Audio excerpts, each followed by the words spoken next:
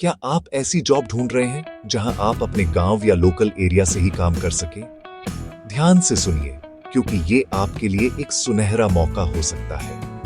अभी 3 जिलों में राशन डीलर के लिए नोटिफिकेशंस निकले हुए हैं। अगर आपने किसी मान्यता प्राप्त बोर्ड से अपनी 10वीं या 12वीं पूरी कर ली है और आपकी उम्र 45 साल से कम है, तो ये अपॉर्चुनिटी आपके लिए ही है।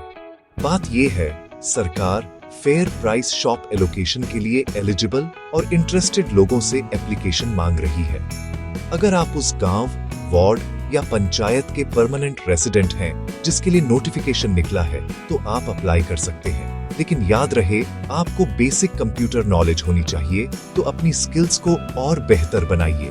एप्लीकेशन प्रोसेस सिंपल है।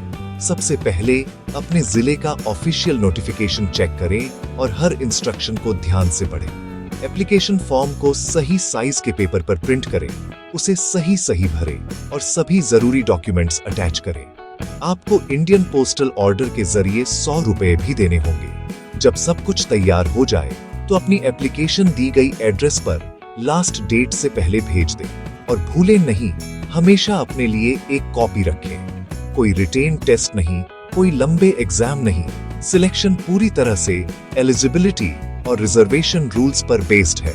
अगर आपने कभी अपने एरिया में एक स्टेबल जॉब चाहिए है, तो ये आपका मौका है।